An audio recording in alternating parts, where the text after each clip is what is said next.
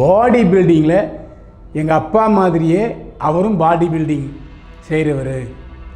இப்போவும் அப்படின்னு தான் போஸ் கொடுப்பாரு.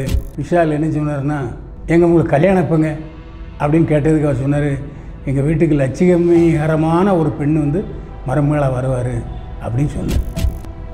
அந்த வரலட்சுமியுடைய வருங்கால கணவர் ஒரு கடத்தல்காரர் அப்படின்னு என்னை அவன் போட்டு கொடுத்தான். என் வாழ்க்கை நான் வாழணும், என் வாழ்க்கையில் எவனும் கேள்வி வைக்கிற அருகதே கிடையாது, போங்கடா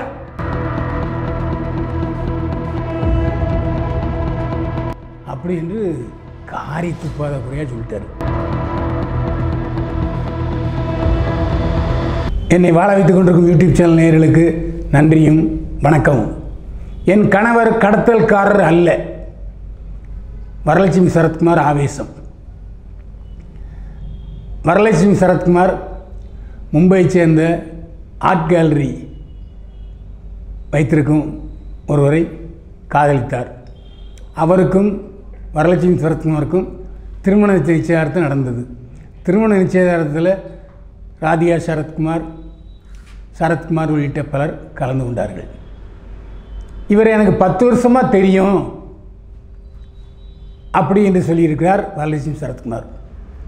அது மட்டுமல்ல, அவர் ஆர்ட் கேலரி வச்சுருக்கார் மும்பையில்.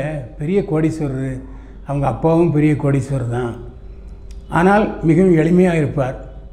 பாடி பில்டிங்கில் எங்கள் அப்பா மாதிரியே அவரும் பாடி பில்டிங் செய்கிறவர். இப்போவும் அப்படின்னு தான் போஸ் கொடுப்பார். எனக்கு ஆரம்பத்தில் ப்ரப்போஸ் பண்ணார், என்னை கல்யாணம் பண்ணிக்கிறதா. அப்போ எங்கள் அப்பாவும் இருந்தார். அந்த டீசன்சி எனக்கு பிடிச்சிது. என்கிட்ட மட்டும் நான் உன்னை காதலிக்கிறேன் கல்யாணம் பண்ணிக்கிறேன்னு சொன்னால் நான் யோசிச்சிருப்பேன். எங்கள் அப்பாவும் நான் இருக்கும்போது, நாங்கள் உங்கள் பொண்ணு வரலட்சுமியை நான் கல்யாணம் பண்ணிக்கிறேன், நீங்கள் உங்களுக்கு சம்மதமா அப்படின்னு கேட்டுக்கிறார். அப்படி திரும்பி பார்த்துக்கார் சரத்குமார், வரலட்சுமி அப்படின்றது. உடனே சம்மதம் கொடுத்து விட்டார் சரத்குமார். உடனடியாக திருமண நிச்சயதார்த்தமும் நடந்தது. இதில் முக்கியமான விஷயம்னா, வரலட்சுமி சரத்குமார் ஏற்கனவே நடிகர் விஷாலை காதலித்தாங்க. லிவிங் டுகெதர் வாழ்க்கை வாழ்ந்தார்கள். அது மட்டும் இல்லை, பத்திரிகையாளர் கேள்விகளுக்கு பதிலளிக்கும் போது விஷால் என்ன சொன்னார்னா, உங்களுக்கு கல்யாணம் எப்போங்க அப்படின்னு கேட்டதுக்கு அவர் சொன்னார், எங்கள் வீட்டுக்கு லட்சியகரமான ஒரு பெண் மருமகளாக வருவார் அப்படின்னு சொன்னார். அவர் மனதில் வைத்து கொண்டு சொன்னது வரலட்சுமியை தான். ஆனால் வரலட்சுமி விஷாலுடைய நடவடிக்கைகள் செயல்பாடுகள் சரியில்லாத காரணத்தினால பிரேக்கப் பண்ணிட்டார். வரலட்சுமி அதை பற்றி டோன்ட் கேர் ஃப்ரீ. சரி, வரலட்சுமி தான் அப்படின்னா விஷாலும் அப்படி தான். சமீபத்தில் திருமண நிச்சயதார்த்தம் வீடியோவை பார்த்தீங்களா, உங்களுக்கு என்ன உணர்வு இருந்ததுன்னு விஷால் கேட்டதுக்கு ஐ எம் வெரி ஹாப்பி, எனக்கு ரொம்ப சந்தோஷமாக இருந்தது. எப்படியோ வரலட்சுமி சந்தோஷமாக இருக்குல்ல, எனக்கு சந்தோஷம் என்று சொன்னார். வரலட்சுமி சரத்குமாருக்கும் விஷாலுக்கும் சண்டை வந்ததுக்கு 2 காரணம். ஒன்று, வரலட்சுமியை தாண்டி அவர் சில நடிகைகளிடம் தொடர்பு வைத்திருந்தார். அதை பற்றி நம்ம பேச வேண்டாம். ஆனால் அதே சமயத்தில் இன்னொரு முக்கியமான விஷயம் என்னென்னா, அப்போ நடிகர் சங்க தேர்தல் இருந்துச்சு. நடிகர் சங்க தலைவர் தேர்தலுக்கு சரத்குமார் ஓரணியாகவும் விஷால் ஓரணியாகவும் இருந்தார்கள். அப்போது, ஏண்டா என்ன காதலிக்கிறிய, என்ன கல்யாணம் பண்ணால் எங்கள் அப்பா சம்மதம் தேவையில்லை, நீ போய் எதுக்கு எங்கள் அப்பாவோட மல்லு கட்டுறதுன்னு கேட்டதுக்கு அதெல்லாம் முடியாது, நான் நடிகர் சங்க தலைவர் ஆகியே தீர்வேன்னு சொன்னார். பத்திரிகையாளர் அந்த சமயத்தில் கேள்வி கேட்கும்பொழுது வரலட்சுமி என்ன சொன்னாங்கன்னா, நான் எந்த சூழ்நிலையிலையும் இதுவரைக்கும் சரத்குமாருடைய மகள் தான், எப்போதும் சரத்குமார் மகள் தான்.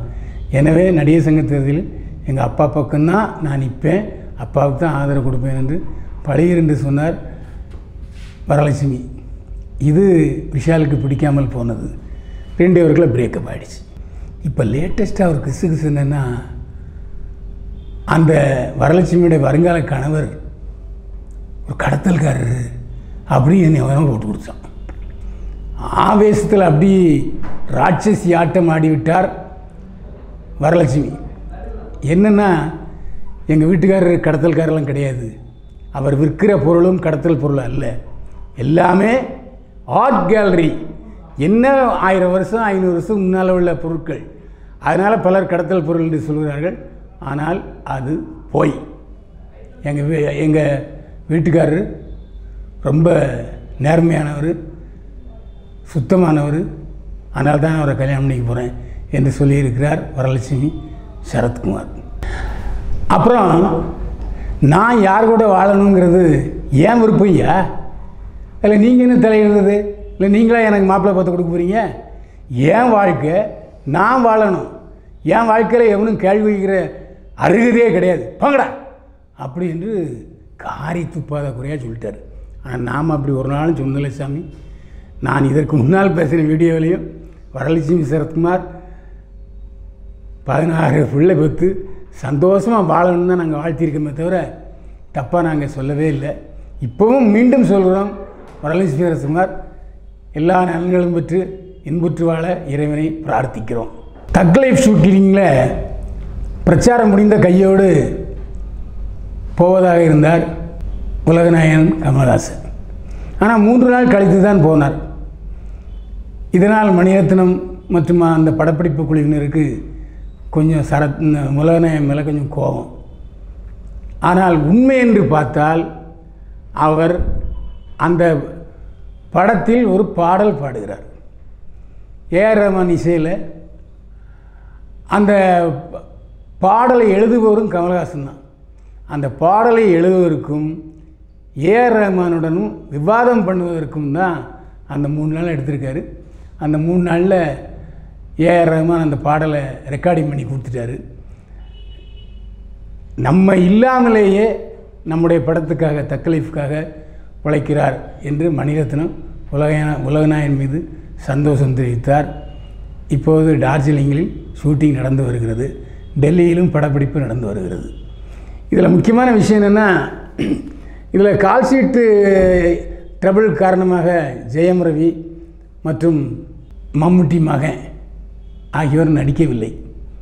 இப்போது சிம்பு என்கிற சிலம்பரசன் அந்த படத்தில் இணைந்து நடிக்கிறார். கமலஹாசனுடன் சிலம்பரசன் நடிக்கும் முதல் படம் இது. இந்த படத்தை எப்படியாவது வெற்றி படமாக்குவது என்பதில் சிலம்பரசன் உறுதியாக இருக்கிறார். அது மட்டும் இல்லை, கமலஹாசனுக்கு அடுத்தபடியாக பெரிய போர்ஷன் சிலம்பரசனுக்கு தான். எனவே தக் லைஃப் நிச்சயமாக அடுத்த விக்ரமாக மாறுவதற்கு வாய்ப்பு அதிகம். நேரில் இது போன்ற பரபரப்பான தகவல்களுக்கு மெட்ராஸ் மூவி சேனலை சப்ஸ்கிரைப் பண்ணுங்கள், ஷேர் பண்ணுங்கள். மீண்டும் சந்திப்போம். வாழ்க வளமுடன்.